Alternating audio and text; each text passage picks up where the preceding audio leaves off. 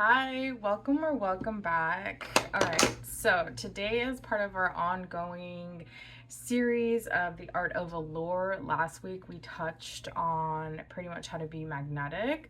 So this one touches under the same category of Beyond Beautiful, the Art of Allure. So if you want to follow along, there's the key points that I have down below in the description box, and you can jump from ever which way. So when you're ready, we're gonna hop on into it. I'm gonna be doing my hair care routine just because it's been kind of like a rough week with like new job and like school starting, and I'm just like planning my vacations for summer, so it's just like it's pretty intense. Okay. So yeah, so if we're just gonna follow through, the first one that we're touching bases on is pretty much the energy to aesthetic approach, right? So last week we focused on pretty much cultivating the energy within, but so how do you translate that internal magnetism into an outward expression, right? So today we're diving into the art of allure itself. Like, what's the bread and butter? What's the niche of it, right? So let's talk about how to move through the world in a way that is authentically, undeniably you. So one of those is basically from what I did is separating myself from pretty much putting myself in the way of like, oh, well, comparing myself basically is what I'm saying. And a lot of the times when I think of that, it's kind of like it's just, is this me or is this who I want to be? Like there's always like inspirations that you can get from like other people, obviously, but then it's kind of like if you try to fit that niche of like, oh, I'm going to be exactly like this person, 9 times out of 10 you're gonna end up outgrowing that and you're gonna find your own niche either way. So in order for you to save that time, it's kind of like, what are you more drawn to? What is more suitable for you? What kind of, does this make you feel happy? Does this make you feel less involved in your own life when you're like kind of like self-criticizing, right? So that's pretty much what I did, and I had to remove myself from comparing myself to so many people. And it's like we're so drenched now in just like a lot of social platforms, and it was so hard for me because sometimes I would go down that like doom scroll, and it's just like, I'm gonna find my niche, like I'm gonna find my niche, I'm gonna find my niche, like what am I gonna do, and at the end of the day I just felt like even worse about myself, right? So it's that separation, the energy of your aesthetic. It's finding your aesthetic, in this case your niche. I had to find it, and I had to be like, well, what makes me feel comfortable? What is more suitable for me? Like, I tailor myself to make my own self happy rather than obliged by others, and that's fine. Some people may have like similarities in the niche that you may have, or the energetic aesthetic that you may have, and that's fine. So we're gonna carry on to the second bullet point that I want to touch on, and it's basically having that curiosity approach, right? So you've started tapping into your magnetic potential, right? But you're ready to master the art of allure. Are you, or are you not? So let's jump on into this. So it's not about changing who you are, it's about intentionally curating your presence, right? So let's get into the guide. So when we were tapping into the previous one for the energy, when you're tapping into that type of energy, we're deep diving into seeing what fits your mood, right? You want to cultivate her, you want to cultivate that person. It's like you have somebody in mind already, so why not be like that person now? The more you embody that type of energy, the more faster you'll see that you're gonna come into alignment and merge together. I guarantee you that. Like, it just feels so amazing, like having that type of niche and knowing what suits you, right? And it's kind of like having an open mind, you know. You were always growing, we're always learning, and so that's how I feel like I'm never the same person as I was like last year, you know. I could add on something that I may like, my presence may change, my appearance may change, the way I see certain like movements may change, like in like my body appearance may change, you know, a lot of things change. So it's the more you adapt to change for yourself, the easier it'll be for you to be more magnetic to yourself, be the person that you want to be. That's what helped me. So yeah, and then we have the third approach. So I know we're cutting through these pretty quickly.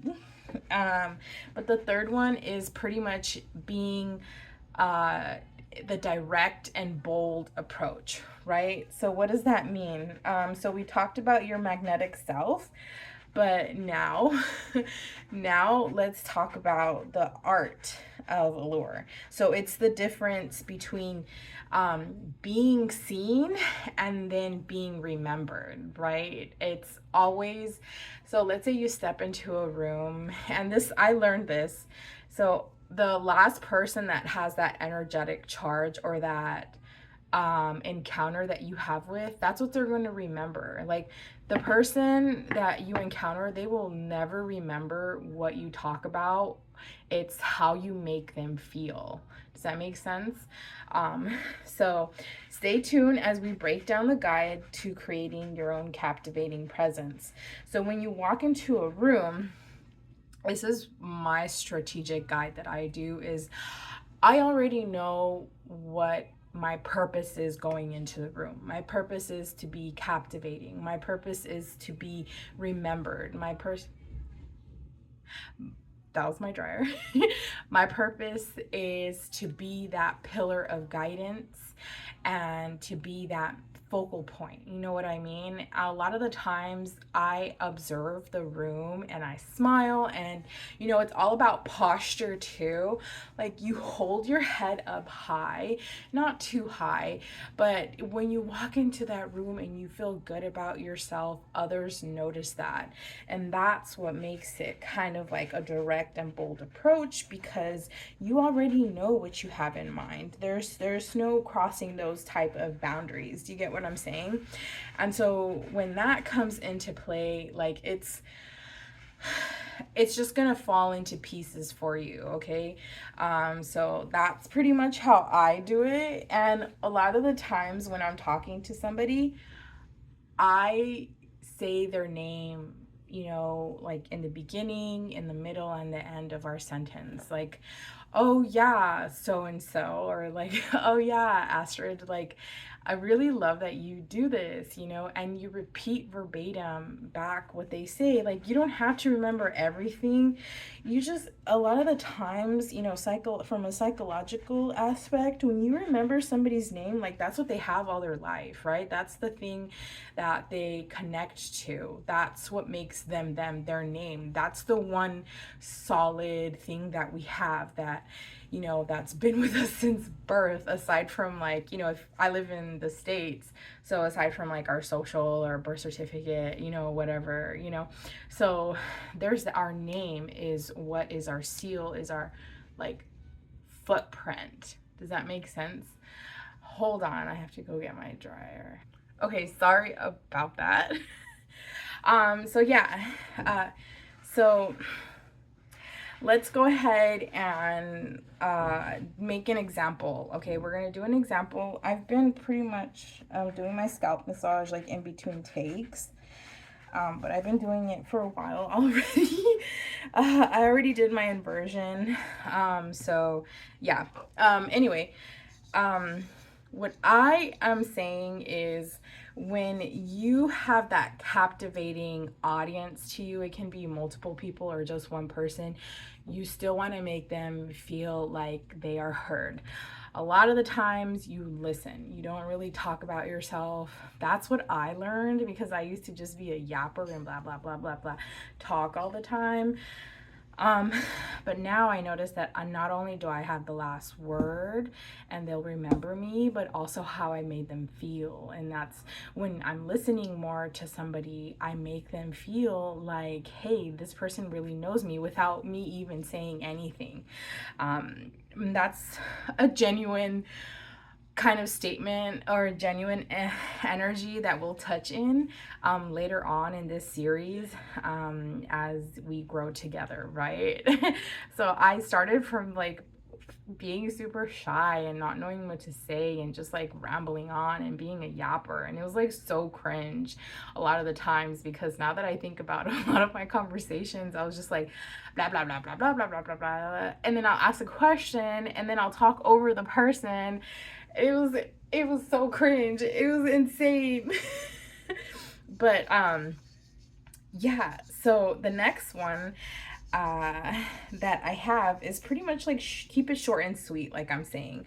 The short and sweet approach, okay? So these are two types of approaches that I go with a lot of the time. But remember, it's kind of like the art of allure. These are like 5 of the approaches that I use that may help you, and you can use them, utilize them whichever way. And then a lot of times, you know, if they're quick, the conversation is quick, you can use all of them, you know, all in one stop shop. The more you practice into being who you want to be, the more these steps are going to be easy. I promise you. I promise you. Okay, so the short and sweet approach. So you've laid the foundation, right? Now let's add the aesthetic part. Okay, it's like the cherry on top.